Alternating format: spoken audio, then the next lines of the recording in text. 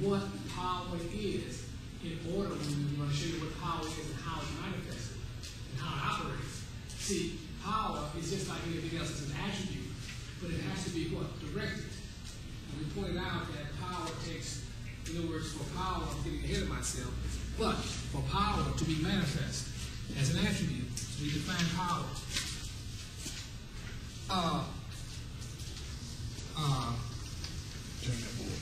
Okay. How's that? Yeah, that's fine. Okay. Now, power as an attribute. We look at power as an attribute. For power to be made manifest, you need intention.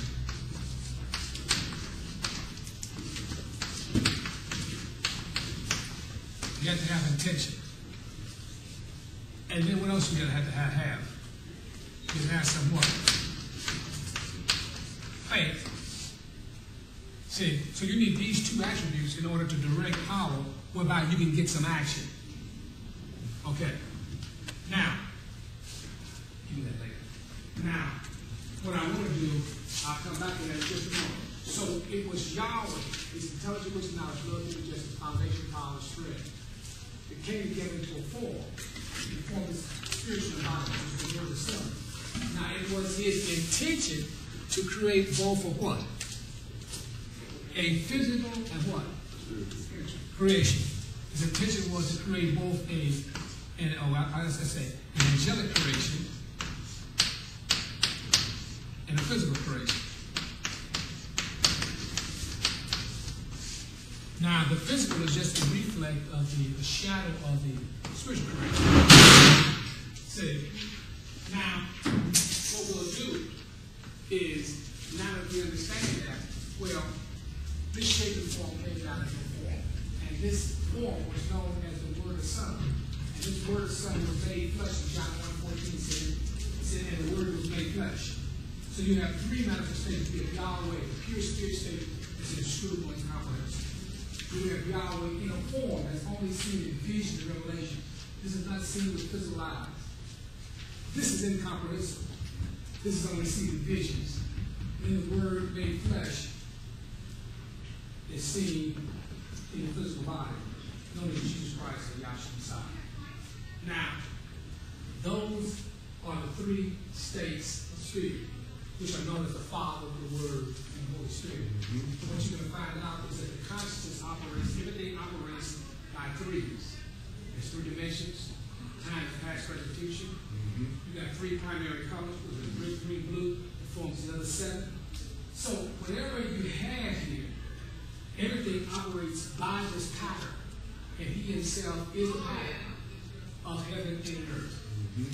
Now, to start here, so since we have it here, see, now, what you read in the book of Genesis 1:26, this is after Moses and took the children of Israel out of the land of Egypt. He came after receiving the vision in burning bush. It was the vision of burning bush where Moses received the name Elohim, or I am that I am, or I will be what I will to be. And he was told by the name Yahweh to go back down and play that name Pharaoh. And he led the children out of Egypt. If I don't know the rest, he came about it. It was Pharaoh that had these people in bondage. So we'll come back to that. And he needs a greater power to overcome that. That's why we say, well, why do you need power? You need power just day to day. There's also power of healing. There's all types of gifts of prophecy, of clairvoyance. There's all types of powers that you need.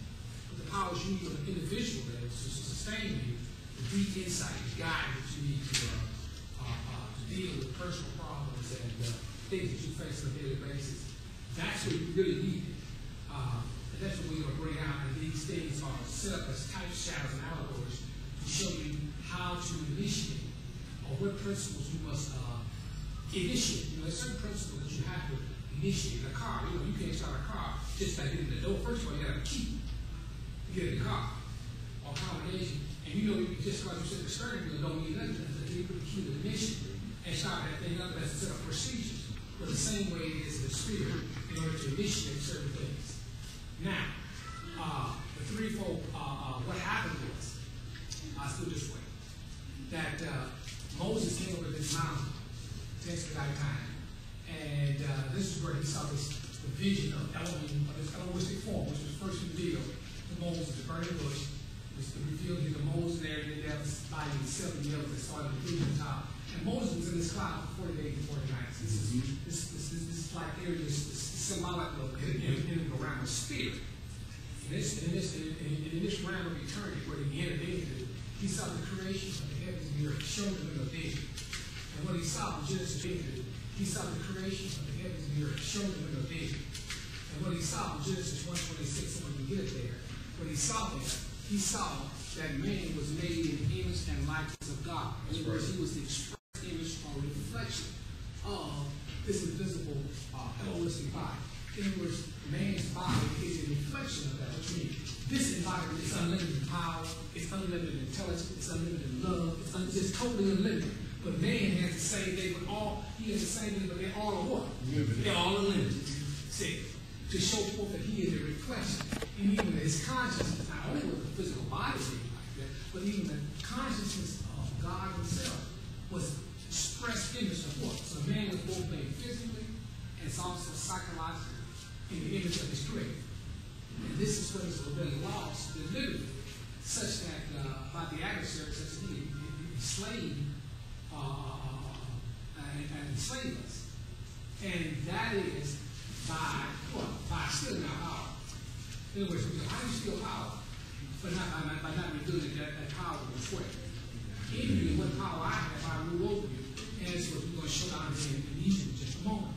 So, Genesis 1:26, it said that man was made in the image. And Elohim said, let us make man in our image, after our likeness, and let them have dominion over the fish of the sea, over the fowl of the air, over the earth, over the cattle, and over all the earth, and over everything creeping thing that creepeth upon the earth. And you read that, and people say, well, man was given dominion over the earth, creep the air, creeps in the air, sea, and land. And so you look at that, you already see that. You look at your eyes and see man doesn't have what? He doesn't have wings for getting to fly.